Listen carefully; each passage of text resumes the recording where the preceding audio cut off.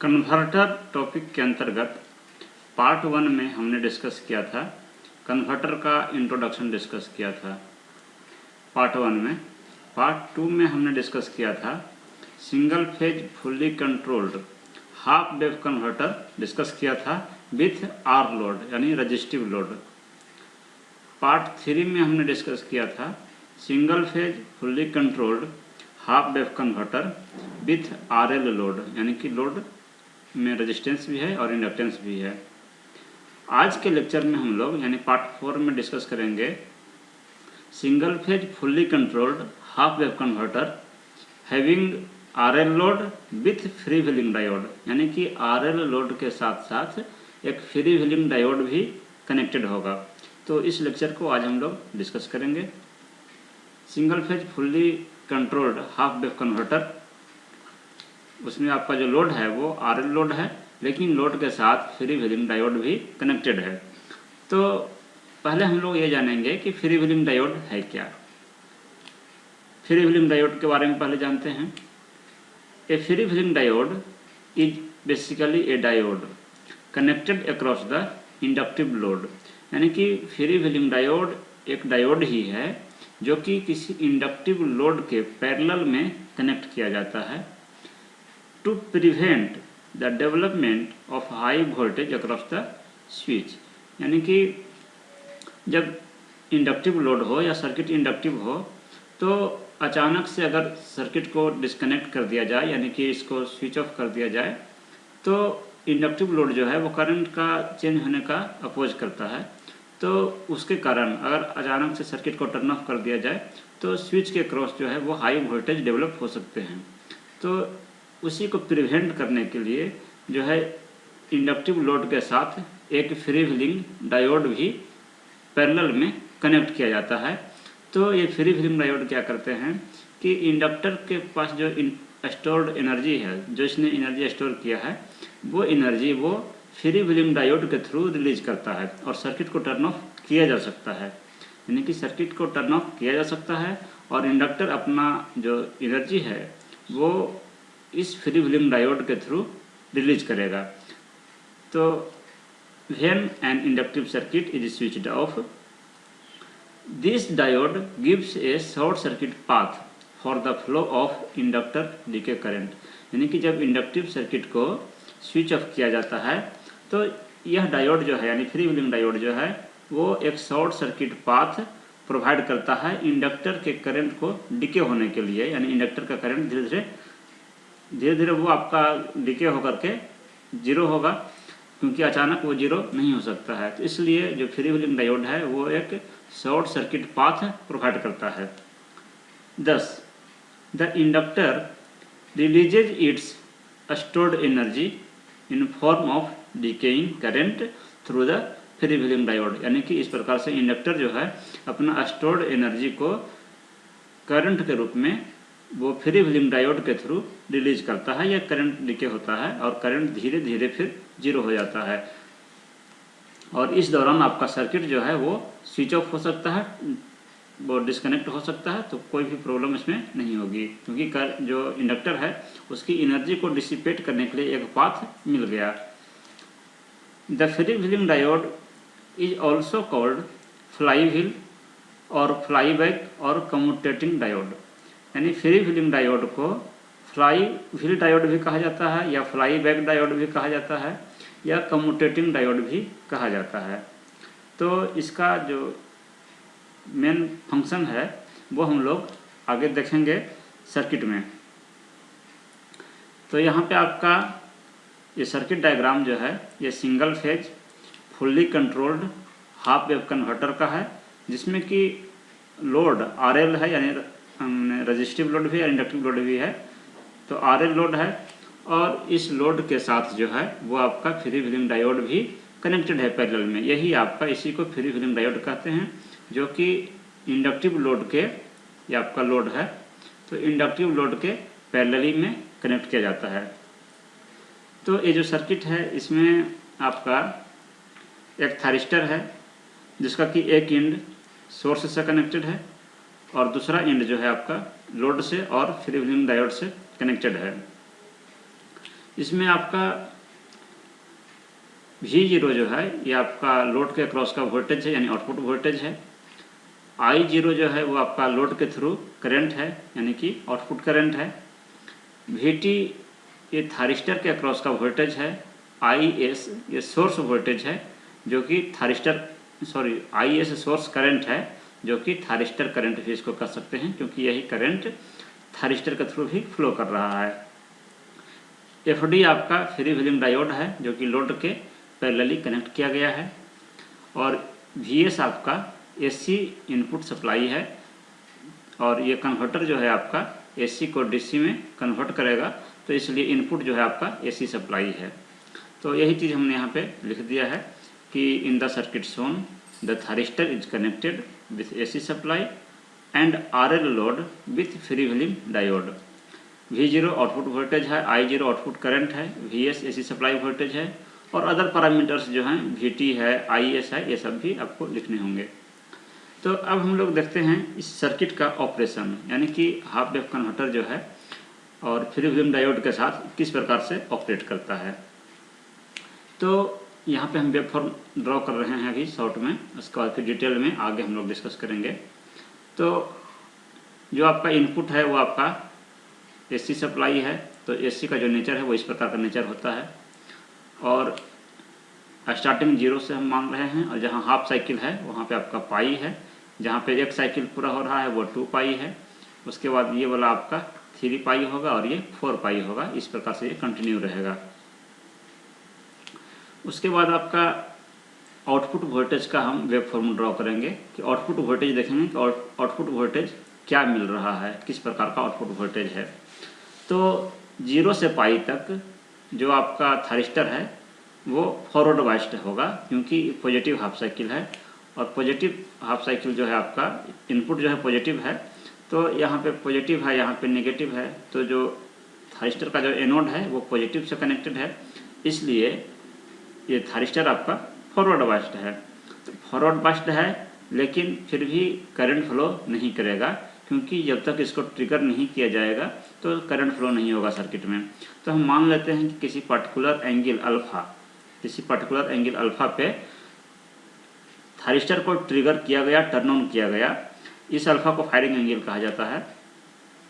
तो जैसे ही इसको ट्रिगर किया जाएगा तो थारिस्टर जो है आपका क्लोज्ड स्विच की तरह काम करेगा, यानी कि ये शॉर्ट सर्किट हो जाएगा।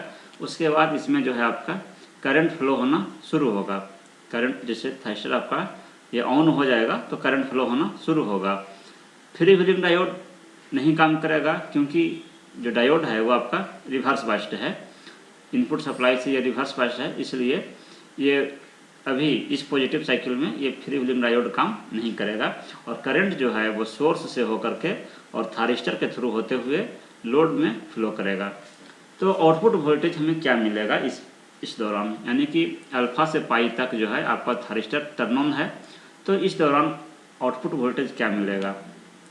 तो जैसे ही थारिस्टर आपका ये क्लोज्ड स्विच की तरह काम करेगा तो लोड और सोर्स दोनों डायरेक्टली कनेक्टेड हो जाएंगे, यानी जो आपका सोर्स का वोल्टेज है वही आपका लोड का वोल्टेज होगा। तो चूंकि 0 से पाई तक थारिस्टर आपका ऑफ था, तो इसलिए आउटपुट वोल्टेज 0 रहेगा, क्योंकि करंट फ्लो नहीं कर रहा था। अल्फा पे आपको थारिस्टर को टर्न ऑन किया गया है अल्फा पे, तो आउटपुट वोल्टेज जो है वही होगा जो आपका सोर्स वोल्टेज है। तो सोर्स वोल्टेज आपका अल्फा के बाद से देखिए तो ये आपका सोर्स वोल्टेज था, तो वही वोल्टेज आपको आउटपुट के रूप में मिलेगा। इस दौरान अगर करंट भी अगर ड्रॉ किया जाए कि करंट का क्या आउटपुट करंट कैसा है, तो आउटपुट करंट अगर देखा जाए तो ये आपका अल्फा है और ये आपका पाई है। तो 0 से अल्फा तक आपको आउटपुट करंट 0 होगा, क्योंकि करंट फ्लो नहीं कर रहा है, थारिस्टर आपका ऑफ था, तो इसलिए करंट फ्लो नहीं कर रहा है। लेकिन जैसे ही थारिस्टर को टर्न ऑन किया जाएगा अल्फा एंगल पे, तो करंट जो है इसमें फ्लो होना शुरू होगा, और करंट 0 से स्टार्ट होगा और ग्रेजुअली ये इंक्रीज करेगा, ग्रेजुअली ये धीरे धीरे इंक्रीज करेगा। और उसके बाद फिर क्या है कि 0 से पाई तक जो है आपका थारिस्टर फॉरवर्ड बाइस्ड था, और अल्फा से पाई तक थारिस्टर कंडक्ट कर रहा था, करंट फ्लो हो रहा था। थारिस्टर के थ्रू करंट फ्लो हो रहा था। उसके बाद क्या है कि आपका जो सोर्स वोल्टेज है उसकी पोलरिटी रिवर्स हो जाएगी, क्योंकि उसके बाद नेगेटिव साइकिल आ जाएगा, पाई से 2 पाई तक नेगेटिव साइकिल आ जाएगा। तो नेगेटिव साइकिल में क्या है कि इसकी पोलरिटी रिवर्स हो जाएगी, यहाँ पे आपका माइनस हो जाएगा और ये प्लस हो जाएगा। तो इस प्रकार से ये थारिस्टर जो है आपका, थारिस्टर का एनोड नेगेटिव से कनेक्ट हो जाएगा, तो इसलिए ये थारिस्टर जो है आपका रिवर्स बाइस्ड हो जाएगा। रिवर्स बाइस्ड हो जाएगा तो ये आपका ऑफ हो जाएगा, थारिस्टर ऑफ हो जाएगा, लेकिन करंट जीरो नहीं होगा। लोड करंट जो है वो आपका जीरो नहीं होगा, क्योंकि इंडक्टर के थ्रू जो करंट है वो अचानक जीरो नहीं हो सकता है। इसके थ्रू जो करंट फ्लो हो रहा था वो ग्रेजुअली जीरो होगा, यानी धीरे धीरे जीरो होगा, अचानक से जीरो ये करंट नहीं हो सकता है, क्योंकि जो इंडक्टेंस है उसका नेचर है करंट के चेंज का अपोज करना। तो इसलिए थारिस्टर आपका रिवर्स बाइस्ड हो जाएगा, ये ऑफ हो जाएगा इस केस में, लेकिन करंट फ्लो होता रहेगा। लेकिन करंट फ्लो होगा कैसे? चूँकि ये थारिस्टर आपका अब ऑफ हो चुका है तो इधर से तो करंट फ्लो नहीं होगा, लेकिन इसको करंट फ्लो होने के लिए एक अल्टरनेट पाथ है, ये फ्री व्हीलिंग डायोड। चूँकि इस साइकिल में यानी नेगेटिव साइकिल में पाई से 2 पाई के बीच में ये आपका डायोड जो है ये आपका फॉरवर्ड बाइस्ड है, फॉरवर्ड बाइस्ड है, क्योंकि इसका जो एनोड है वो पॉजिटिव से कनेक्टेड है, तो इसलिए ये डायोड आपका फॉरवर्ड बाइस्ड हो गया है। तो अब ये करंट जो है इंडक्टर ने जो एनर्जी स्टोर किया था इस दौरान अल्फा से पाई तक, वो एनर्जी करंट के फॉर्म में ये फ्री व्हीलिंग डायोड के थ्रू फ्लो करेगा, फ्री व्हीलिंग डायोड के थ्रू, यानी कि लोड करंट जो है वो कंटिन्यू फ्लो होता रहेगा एट एंगल बीटा, किसी एंगल बीटा तक ये फ्लो होता रहेगा, जब तक कि इंडक्टर की पूरी एनर्जी आपका समाप्त नहीं हो जाता है तब तक ये करंट फ्लो होता रहेगा। लेकिन आपका ये जो थारिस्टर है वो रिवर्स बाइस्ड हो जाएगा, पाई के बाद थारिस्टर आपका रिवर्स बाइस्ड हो जाएगा, क्योंकि ये आपका जो सोर्स वोल्टेज है वो इसको रिवर्स बाइस्ड कर देगा। तो उसके बाद आपका जो है आउटपुट वोल्टेज जो है उसको देखते हैं कि इस नेगेटिव साइकिल में आउटपुट वोल्टेज कैसा है। तो अल्फा से बीटा तक यानी कि किसी एंगल बीटा तक करंट तो फ्लो कर रहा था, लेकिन आउटपुट वोल्टेज क्या मिलेगा या नहीं मिलेगा। तो जो करंट है पाई से लेकर बीटा तक, पाई से बीटा तक जो करंट है वो आपका फ्री व्हीलिंग डायोड के थ्रू फ्लो कर रहा था, थारिस्टर के थ्रू फ्लो नहीं कर रहा था। तो ये फ्री व्हीलिंग डायोड जब कंडक्ट करेगा तो ये आपका शॉर्ट सर्किट की तरह बिहेव करेगा, क्योंकि डायोड जब ऑन होगा तो ये शॉर्ट सर्किट की तरह बिहेव करेगा। जब ये शॉर्ट सर्किट है तो इसलिए दोनों पैरेलली कनेक्टेड है, और जो लोड है और ये फ्री व्हीलिंग डायोड है पैरेलली कनेक्टेड है। तो फ्री व्हीलिंग डायोड के ये शॉर्ट सर्किट है, यानी इसके क्रॉस का वोल्टेज जीरो है, इसलिए लोड वोल्टेज भी जीरो ही होगा। यानी कि पाई से लेके बीटा तक करंट तो फ्लो करेगा, करंट फ्लो करेगा, लेकिन जो आउटपुट वोल्टेज है वो जीरो रहेगा, यानी करंट फ्लो यानी कि आपका आउटपुट वोल्टेज नहीं मिलेगा। उसके बाद फिर क्या है कि आपका बीटा से लेके 2 पाई तक, बीटा से लेकर 2 पाई तक करंट भी नहीं फ्लो करेगा, क्योंकि इंडक्टर की एनर्जी समाप्त हो चुकी है जो इसने स्टोर किया है। साथ ही साथ जो आपका सोर्स वोल्टेज है वो भी आपका रिवर्स हो चुका है और थारिस्टर आपका ऑफ है, इसलिए कोई भी करंट फ्लो अब नहीं होगा और आउटपुट वोल्टेज भी नहीं मिलेगा। तो आपका एक साइकिल तक ये कन्वर्टर का जो है आपका ऑपरेशन हुआ। फ्री व्हीलिंग डायोड कहाँ से कहाँ तक कंडक्ट किया? फ्री व्हीलिंग डायोड आपका पाई से लेके बीटा तक इतने देर के लिए फ्री व्हीलिंग डायोड कंडक्ट किया। उसके बाद से आपका डायोड भी कंडक्ट नहीं करेगा, क्योंकि अब करंट फ्लो नहीं है होगा, क्योंकि इसमें आपका इंडक्टर के पास एनर्जी नहीं है। तो इसलिए जो फ्री व्हीलिंग डायोड है वो आपका पाई से बीटा तक कंडक्ट करेगा। थारिस्टर जो है आपका अल्फा से लेके पाई तक कंडक्ट किया। थारिस्टर रिवर्स बाइस है आपका पाई से लेके 2 पाई तक, पाई से 2 पाई तक थारिस्टर आपका रिवर्स बाइस रहेगा। तो यही प्रोसेस आपका फिर नेक्स्ट साइकिल में फिर से रिपीट होगा कि यानी 2 पाई के बाद से आपका फिर नेक्स्ट साइकिल शुरू होगा। तो इसको फिर से ट्रिगर किया जाएगा एट एंगल अल्फा पे। तो ये एंगल आपका हो जाएगा 2 पाई प्लस अल्फा। तो 2 पाई प्लस अल्फा एंगल पे फिर से थारिस्टर को ट्रिगर किया जाएगा। जब तक ट्रिगर नहीं किया जाएगा आउटपुट वोल्टेज भी जीरो होगा और आउटपुट करंट भी जीरो होगा। उसके बाद जब ट्रिगर किया जाएगा तो आउटपुट वोल्टेज आपको मिलेगा और आउटपुट करंट जो है आपका ये धीरे धीरे ग्रेजुअली इंक्रीज होगा। तो 3 पाई पे आउटपुट वोल्टेज 0 हो जाएगा, लेकिन करंट 0 नहीं होगा। तो आगे का प्रोसेस जो है वो बिल्कुल इसी की तरह जो आपका फर्स्ट साइकिल में हुआ वही प्रोसेस रिपीट होगा। तो अभी जो हमने एक्सप्लेन किया इसके ऑपरेशन को, उसी को हमने यहाँ पे लैंग्वेज में लिखा है, जिसको हम एक बार फिर से एक्सप्लेन कर रहे हैं। During the first half cycle the thyristor is forward biased, यानी फर्स्ट हाफ साइकिल में, जिसको पॉजिटिव साइकिल कह सकते हैं, उस दौरान आपका जो है थारिस्टर फॉरवर्ड बाइस्ड है, यानी कि 0 से लेके पाई तक थारिस्टर फॉरवर्ड बाइस्ड है। Let the thyristor is turn on at angle alpha, मान लिया जाए कि थारिस्टर को टर्न ऑन किया गया एट एंगल अल्फा पे, अल्फा एंगल पे टर्न ऑन किया गया। Before turning on the thyristor, जब तक थारिस्टर को टर्न ऑन नहीं किया गया था, यानी कि 0 से अल्फा तक, output voltage across the load will be 0, यानी जब तक थारिस्टर आपका ऑन नहीं था तो आउटपुट वोल्टेज जो है आपको 0 रहेगा, यानी 0 से अल्फा तक आपको आउटपुट वोल्टेज नहीं मिलेगा। When thyristor is turn on output voltage is equal to source voltage, यानी जब थारिस्टर को टर्न ऑन किया जाएगा तो आउटपुट वोल्टेज जो है वो आपका सोर्स वोल्टेज के इक्वल मिलेगा, क्योंकि दोनों डायरेक्टली कनेक्टेड है, लोड जो है वो सोर्स से डायरेक्टली कनेक्टेड है। The load current flows through load starting from 0, यानी कि जो अब लोड करंट है वो फ्लो करना स्टार्ट होगा, क्योंकि थारिस्टर आपका ऑन हो चुका है, और वो ग्रेजुअली इंक्रीज करेगा, धीरे धीरे वो करंट इंक्रीज करेगा। ड्यूरिंग दिस, इस दौरान जो है इंडक्टर स्टोर्स एनर्जी, और इस दौरान जब इंडक्टर के थ्रू करंट फ्लो होगा तो इंडक्टर एनर्जी भी स्टोर करेगा। In the second half cycle, यानी नेगेटिव साइकिल में, यानी कि पाई से 2 pi, supply voltage become negative, supply voltage आपका नेगेटिव हो जाएगा, पोलैरिटी रिवर्स हो जाएगी, ऊपर नेगेटिव हो जाएगा, नीचे में पॉजिटिव हो जाएगा। And apply reverse bias to thyristor, thyristor को रिवर्स वाइस अप्लाई करेगा, एंड टर्न्स इट ऑफ, और थारिस्टर जो है आपका टर्न ऑफ भी हो जाएगा। Therefore load current I0 tries to become 0, जब आपका थारिस्टर 0 हो जाएगा, मैंने थारिस्टर के थ्रू करंट 0 हो जाएगा, या कह सकते हैं कि थारिस्टर आपका टर्न ऑफ हो जाएगा, तो जो लोड करंट है वो आपका 0 होने की कोशिश करेगा, but the load inductance does not allow I0 to become 0, लेकिन लोड में जो इंडक्टेंस है वो लोड करंट को 0 होने से रोकेगा, क्योंकि वो इंडक्टेंस का नेचर है करंट को चेंज का वो अपोज करता है, तो अचानक से करंट को 0 होने नहीं देगा। The energy stored in the inductor is now released through freewheeling diode, यानी कि अब इंडक्टर क्या करेगा, उस करंट को कंटिन्यू रखने के लिए उसकी जो एनर्जी है जो उसने स्टोर किया था वो फ्रीव्हीलिंग डायोड के थ्रू रिलीज करेगा, क्योंकि फ्रीव्हीलिंग डायोड आपका अब फॉरवर्ड बाइस्ड है। टिल एन एंगल बीटा, तो जब तक उसकी एनर्जी है इंडक्टर के पास तब तक वो करंट फ्लो कराएगा, और मान लेते हैं कि किसी एंगल बीटा तक वो करंट फ्लो कराएगा, उस एंगल को एक्सटिंक्शन एंगल कहा जाता है, जो कि पाई से ज़्यादा होगा।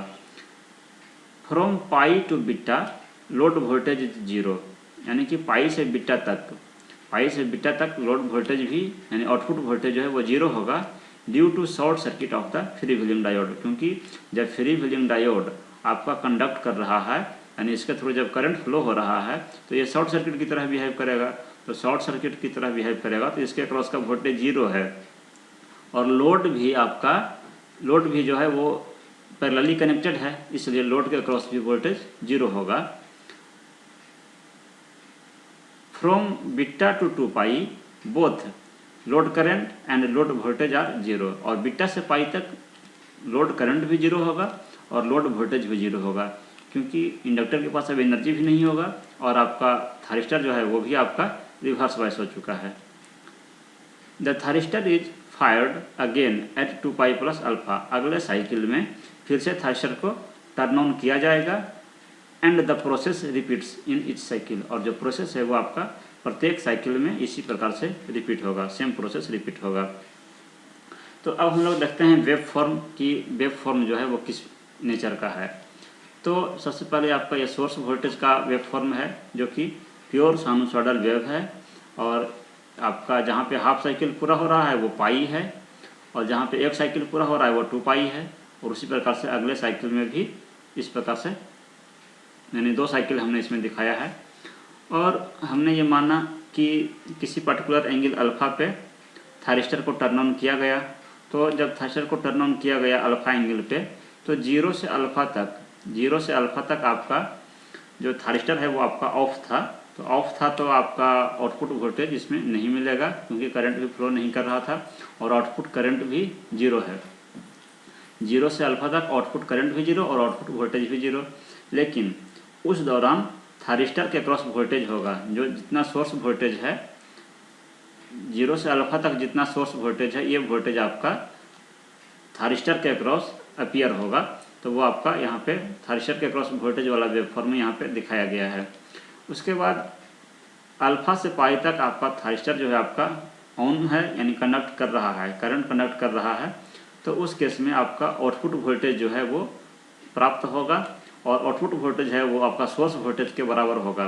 तो सोर्स वोल्टेज आपका अल्फ़ा के बाद से यहाँ से है सोर्स वोल्टेज, ये आपका सोर्स वोल्टेज है। तो यही वोल्टेज आपका यहाँ पे अपीयर हो रहा है अल्फ़ा के बाद से। जो सोर्स वोल्टेज है वही आपका लोड वोल्टेज होगा। लेकिन करंट जो है वो 0 से शुरू होगा और ये ग्रेजुअली धीरे धीरे इंक्रीज करेगा। और इस दौरान अल्फ़ा से पाई तक जो थायरिस्टर है, क्योंकि वो कंडक्ट कर रहा है, तो उसके क्रॉस का वोल्टेज भी आपका 0 होगा। थायरिस्टर वोल्टेज 0 होगा, क्योंकि वो शॉर्ट सर्किट है। जब ऑन है तो शॉर्ट सर्किट है, इसलिए इसके क्रॉस का वोल्टेज 0 है। उसके बाद आपका जो है एट एंगल पाई एंगल पे जो आपका थायरिस्टर है, जो आपका सोर्स वोल्टेज है, उसका वैल्यू 0 है। तो आपका लोड आउटपुट वोल्टेज भी यहाँ पे 0 हो जाएगा। लेकिन लोड करंट 0 नहीं होगा, क्योंकि करंट जो है वो ग्रेजुअली इंक्रीज हो रहा था। तो करंट का वैल्यू पाई पे 0 नहीं होगा और 0 नहीं होगा। उसके बाद जो है आपका निगेटिव साइकिल शुरू होता है। जो इनपुट आपका सिग्नल है या इनपुट जो वेव फॉर्म है, उसका नेगेटिव साइकिल अब शुरू होता है। तो इस नेगेटिव साइकिल के कारण जो आपका थायरिस्टर है वो आपका रिवर्स बायस हो जाएगा। तो रिवर्स बायस हो जाएगा तो थायरिस्टर जो है वो आपका टर्न ऑफ हो जाएगा। जब थायरिस्टर आपका टर्न ऑफ हो जाएगा तो करंट जो है वो 0 होना चाहेगा, क्योंकि आपका जो थायरिस्टर है वो करंट थायरिस्टर के थ्रू ही फ्लो कर रहा था, तो वो आपका 0 होना चाहेगा।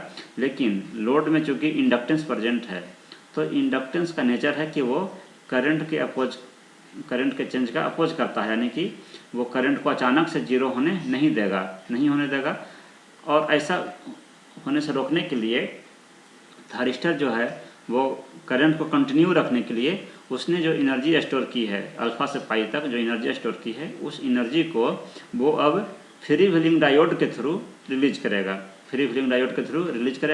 और जो करंट है वो धीरे धीरे अब डिके होगा, यानी कि धीरे धीरे घटेगा और घट के फिर किसी एंगल बीटा एंगल तक वो 0 हो जाएगा। यानी कि करंट जो है आपका अल्फ़ा से बीटा तक फ्लो होता रहेगा, यानी कि पाई से बीटा तक भी करंट फ्लो होगा। लेकिन पाई से बीटा तक आउटपुट वोल्टेज आपका 0 होगा। क्योंकि जब करंट फ्री व्हीलिंग डायोड के थ्रू फ्लो कर रहा था, तो फ्री व्हीलिंग डायोड आपका शॉर्ट सर्किट हो गया, तो शॉर्ट सर्किट के क्रॉस वोल्टेज 0।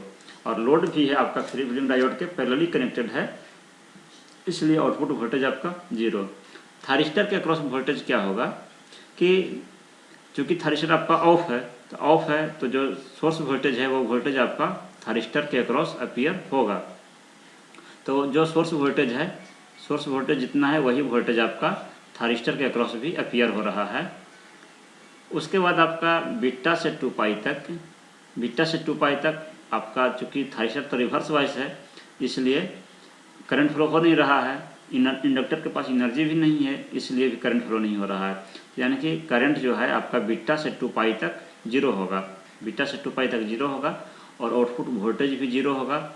लेकिन थायरिस्टर के क्रॉस वोल्टेज आपका ये अपीयर होगा, जो आपका सप्लाई वोल्टेज है वो आपका थायरिस्टर के क्रॉस अप्लाई होगा, यानी जो सोर्स वोल्टेज है नेगेटिव साइकिल का, वही वाला वेव फॉर्म आपका यहाँ पे अपीयर होगा पाई से 2 पाई तक। और इसका मैक्सिमम वैल्यू जो है अब आपका Vm है। तो आपका एक साइकिल तक ऑपरेशन यहाँ पे पूरा होता है। सेकंड साइकिल में, यानी कि जो आपका अगला साइकिल है, उसमें फिर से थायरिस्टर को अल्फ़ा एंगल के बाद ट्रिगर किया जाएगा, यानी 2 पाई प्लस अल्फ़ा पे इसको ट्रिगर किया जाएगा। और उसके बाद फिर आपका यानी कि 2 पाई से 2 पाई प्लस अल्फ़ा तक वोल्टेज नहीं होगा, क्योंकि थाइस्टर आपका ऑफ था। और आपका फिर करंट भी फ्लो नहीं करेगा, क्योंकि थाइस्टर ऑन नहीं था, फॉरवर्ड बायस्ड था लेकिन ऑन नहीं था। लेकिन उसके क्रॉस वोल्टेज जो है वो थाइस्टर के क्रॉस वोल्टेज अपीयर होगा। तो वही प्रोसेस जो यहाँ से शुरू हुआ था, वही प्रोसेस सेकंड साइकिल में भी रिपीट होगा और प्रत्येक साइकिल में रिपीट होगा। तो इस प्रकार से हमने यहाँ पे वेव फॉर्म्स देखा। और इसमें जो आपका थाइस्टर के अक्रॉस जो मैक्सिमम वोल्टेज है, मैक्सिमम रिवर्स वोल्टेज, वो आपका Vm अपीयर होगा, जो कि आपका सोर्स वोल्टेज का मैक्सिमम वैल्यू है। सोर्स वोल्टेज का मैक्सिमम वैल्यू रिवर्स में Vm है, तो वही वोल्टेज आपका इसके अक्रॉस भी रिवर्स बायस में अपीयर होगा, जिसको कि पीक इनवर्स वोल्टेज कहा जाता है। यानी कि मैक्सिमम वोल्टेज जो अपीयर होगा थाइस्टर के अक्रॉस रिवर्स बायस में, वो आपका Vm होगा, यानी पीक इनवर्स वोल्टेज Vm होगा। तो इसके अलावे यानी कि हमने 4 वेव फॉर्म देखे यहाँ पे। इसके अलावे भी हम 2 वेव फॉर्म भी और देखेंगे कि सोर्स करंट का वेव फॉर्म किस प्रकार का होगा, जो कि थाइस्टर के थ्रू फ्लो कर रहा है, इसलिए आपका वही सोर्स करंट ही थाइस्टर करंट भी है। तो उसको अगर देखा जाए तो 0 से अल्फ़ा तक सोर्स के थ्रू करंट फ्लो नहीं हो रहा था, यानी थाइस्टर के थ्रू करंट फ्लो नहीं हो रहा था, क्योंकि थाइस्टर आपका ऑफ था। उसके बाद आपका जो है इस दौरान यानी 0 से अल्फ़ा तक आपका फ्री व्हीलिंग डायोड जो है वो भी आपका रिवर्स बायस था, इसके थ्रू भी कोई भी करंट फ्लो नहीं कर रहा था। इसमें हमने फ्री व्हीलिंग डायोड के थ्रू जो करंट फ्लो हो रहा है उसको दिखाया है। और यहाँ पे आपका सोर्स करंट है, यानी थाइस्टर करंट। तो अल्फ़ा से पाई तक आपका जो है वो करंट ग्रेजुअली इंक्रीज हो रहा था, तो ग्रेजुअली इंक्रीज होगा। और यही करंट जो है वो थाइस्टर के थ्रू फ्लो कर रहा था। तो ये आपका थाइस्टर करंट है, अल्फ़ा से पाई तक फ्लो हो रहा था, लेकिन फ्री व्हीलिंग डायोड के थ्रू करंट फ्लो नहीं हो रहा था, ये आपका रिवर्स बायस था। उसके बाद पाई से बीटा तक जो है ये आपका करंट जो है वो थाइस्टर के थ्रू फ्लो नहीं हो रहा था। पाई से लेकर बीटा तक थाइस्टर के थ्रू करंट फ्लो नहीं हो रहा था, यानी कि सोर्स करंट आपका 0 था। सोर्स करंट यानी कि सोर्स के थ्रू कोई भी करंट फ्लो नहीं हो रहा था पाई से बीटा तक। और जो करंट फ्लो हो रहा था वो आपका फ्री व्हीलिंग डायोड के थ्रू फ्लो हो रहा था। तो फ्री व्हीलिंग डायोड का जो वेव फॉर्म है उसमें हमने यहाँ पे दिखाया है कि करंट धीरे धीरे डिक्रीज हो रहा था, लेकिन ये फ्री व्हीलिंग डायोड के थ्रू फ्लो हो रहा था पाई से लेकर बीटा तक। उसके बाद बीटा से लेकर 2 पाई तक जो है ये आपका सोर्स के थ्रू भी करंट फ्लो नहीं हो रहा था और फ्री व्हीलिंग डायोड के थ्रू भी करंट फ्लो नहीं हो रहा था। तो ये भी आपका जो है वो बीटा से 2 पाई तक फ्री व्हीलिंग डायोड का करंट 0 हो गया और सोर्स करंट भी 0 हो गया। उसके बाद आपका एक साइकिल पूरा हो जाता है। फिर अगला साइकिल में फिर से वही प्रोसेस रिपीट होगा कि जब तक थाइस्टर आपका टर्न ऑन नहीं किया जाएगा तब तक आपका सोर्स करंट यहाँ पे भी 0 है और यहाँ पे फ्री व्हीलिंग डायोड भी 0 है, क्योंकि ये आपका रिवर्स बायस है और ये टर्न ऑन नहीं किया गया है। फिर आपका 2 पाई प्लस अल्फ़ा पे इसको ट्रिगर किया जाएगा, ऑन किया जाएगा, तो फिर करंट आपका ये ग्रेजुअली इंक्रीज होगा। और चूँकि ये रिवर्स बायस में है आपका फ्री व्हीलिंग डायोड, तो इसके थ्रू कोई भी करंट फ्लो नहीं करेगा। तो वही प्रोसेस जो स्टार्टिंग से शुरू हुआ था वही प्रोसेस आपका अगले साइकिल में रिपीट हो रहा है और यही प्रोसेस आपका पूरे साइकिल में रिपीट होगा। तो इस प्रकार से हमने थाइस्टर का जो ऑपरेशन है उसका ऑपरेशन के अनुसार वेव फॉर्म हमने ड्रॉ किया। उसके बाद अब जब वेव फॉर्म हमने ड्रॉ किया है उसका डेरिवेशन करेंगे, उसका एक्सप्रेशन ड्राइव करेंगे। तो पहले हम लोग देखेंगे कि जो एवरेज आउटपुट वोल्टेज है उसका क्या एक्सप्रेशन आता है। तो जैसा कि हमने पहले भी बताया है कि आपका जो आउटपुट वोल्टेज है उसका वेव फॉर्म किस प्रकार का है। 0 है, यहाँ अल्फ़ा है, यहाँ पाई था और यहाँ आपका बीटा था और यहाँ 2 पाई है एक साइकिल के लिए। तो यहाँ से यहाँ तक तो आपका वोल्टेज 0 ही है। उसके बाद अल्फ़ा से पाई तक आपका वोल्टेज था, फिर पाई से बीटा तक, पाई से 2 पाई तक पूरा वोल्टेज 0 था। तो इसका जो एवरेज वैल्यू निकालेंगे वो हम अल्फ़ा से लेकर पाई तक इंटीग्रेट करेंगे। इसको जो वेव फॉर्म है उस वेव फॉर्म को इंटीग्रेट करेंगे। ये वेव फॉर्म वही वेव फॉर्म है जो आपका सोर्स का है Vm sin ओमेगा टी। तो Vm sin ओमेगा टी को यहाँ पे इंटीग्रेट करेंगे अल्फ़ा से लेकर पाई तक। और एक साइकिल से उसको डिवाइड करेंगे तो हमें एवरेज वैल्यू पता चलेगा। तो एक साइकिल आपका जो है 2 पाई का है, तो 2 पाई से यहाँ पे डिवाइड करेंगे। इसके बाद इसको सोल्व करेंगे तो Vm कांस्टेंट है, इसको हम इंटीग्रेशन से बाहर कर लिए। साइन ओमेगा टी का integration minus cos omega T, और लिमिट जो है वो आपका अल्फा से पाई तक। फिर लिमिट पुट करेंगे, एक और अपर लिमिट पुट करेंगे तो हो जाएगा आपका माइनस कॉस पाई हो जाएगा। ओमेगा टी की जगह पे पाई पुट करेंगे तो कॉस पाई का वैल्यू -1 और ये माइनस मिलके ये आपका +1 हो गया। फिर माइनस होता है लोअर लिमिट रखने से पहले और ये वाला माइनस मिलके प्लस हो जाएगा, और ओमेगा टी की जगह पे फिर अल्फा पुट करेंगे तो आपका कॉस अल्फा हो जाएगा। तो इस प्रकार से एवरेज आउटपुट वोल्टेज का जो एक्सप्रेशन है वो आया V0 = Vm/2 pi into 1 plus cos alpha. तो जो आर लोड के लिए जो एवरेज आउटपुट वोल्टेज था वही आउटपुट वोल्टेज आपका यहाँ भी आया है, यानी RL load with free wheeling diode, क्योंकि वेव फॉर्म जो है आपका सेम है। जो आपका आर लोड का वेव फॉर्म था आउटपुट वोल्टेज का वही वेव फॉर्म है, इसलिए एवरेज वैल्यू भी सेम आया है। यहाँ पे हम ये देख सकते हैं कि जब फ्री व्हीलिंग डायोड नहीं कनेक्टेड था तो उस केस में जो आपका वोल्टेज का वेव फॉर्म है वो नेगेटिव में भी जा रहा था, जो नेगेटिव वोल्टेज भी अपीयर हो रहा था। तो ये नेगेटिव वोल्टेज जो है आपका फ्री व्हीलिंग डायोड लगाने से ये आपका रिमूव हो जाता है। तो फ्री व्हीलिंग डायोड लगाने से जो है आपका ये वोल्टेज नेगेटिव वोल्टेज रिमूव हो जाएगा, तो आपका एवरेज जो वोल्टेज है वो आपका इंक्रीज कर गया, क्योंकि ये नेगेटिव वोल्टेज रिमूव हो गया है। तो इसलिए फ्री व्हीलिंग डायोड जो है आपका यूज किया जाता है। अब हम लोग देखते हैं आरएमएस आउटपुट वोल्टेज। तो आरएमएस निकालने के लिए जैसा कि हमने बताया कि जो वेव फॉर्म है जिसका आरएमएस वैल्यू निकालना है तो उसको पहले स्क्वायर कर लिया जाए। तो आपका जो वेव फॉर्म है वो Vm sin ओमेगा टी ही है, तो उसको स्क्वायर कर लिया गया। फिर उसका मीन लिया गया, मीन यानी कि उसको एवरेज लिया गया। तो अल्फा से पाई तक इसलिए क्योंकि बाकी सारा वैल्यू 0 है, तो अल्फा से पाई तक हमने इसको, लेकिन एक साइकिल से इसको डिवाइड किए और फिर रूट लेंगे पूरे का 1/2। तो आपका इसको सोल्व करने पे आरएमएस वैल्यू पता चलेगा। तो यह स्क्वायर है, इसको हम दोनों पे कर देंगे, Vm पर भी और साइन पे भी। तो आपको हो जाएगा 1/2 पाई अल्फा से पाई Vm square sine square omega T और डी ओमेगा टी, और पावर रहेगा 1/2। इस कांस्टेंट है, इसको हम बाहर कर लिए। अल्फा से पाई तक इंटीग्रेशन होगा, साइन स्क्वायर ओमेगा टी को हम इसको एक्सपेंड कर देंगे तो हो जाएगा 1 minus cos 2 omega T by 2, और फिर दोनों टर्म का अलग अलग इंटीग्रेशन करेंगे। तो 1 का इंटीग्रेशन जो है आपका ओमेगा टी के रिस्पेक्ट में ओमेगा टी हो जाएगा, लिमिट रहेगा अल्फा से पाई तक, और फिर कॉस 2 ओमेगा टी जो है इसका इंटीग्रेशन आपको हो जाएगा साइन 2 ओमेगा टी, और लेकिन ओमेगा टी के साथ जो कांस्टेंट है वो आपका नीचे आ जाएगा डिनोमिनेटर में। लिमिट रहेगा अल्फा से पाई, बाकी सब कुछ सेम रहेगा। फिर लिमिट पुट करेंगे यहाँ पे, तो आपका एक बार पाई पुट करेंगे तो यहाँ पाई हो जाएगा, फिर अल्फा पुट करेंगे तो फिर अल्फा हो जाएगा, यानी पाई माइनस अल्फा। यहाँ पे जब पाई पुट करेंगे तो साइन 2 पाई हो जाएगा, और साइन 2 पाई का वैल्यू 0 होता है इसलिए उसको नहीं लिखे हैं। फिर माइनस माइनस मिलकर प्लस हो जाएगा, और अल्फा पुट करेंगे तो हो जाएगा साइन 2 अल्फा बाई 2।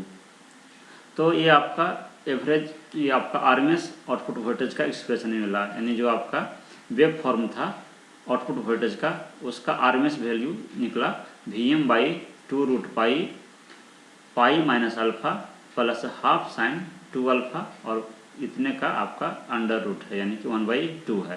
तो ये आपका आरएमएस आउटपुट वोल्टेज है।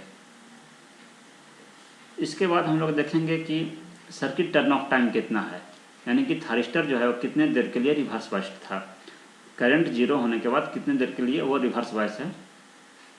तो the thyristor remains reverse biased for pi radian के लिए रिवर्स बाइस्ड है। क्यों?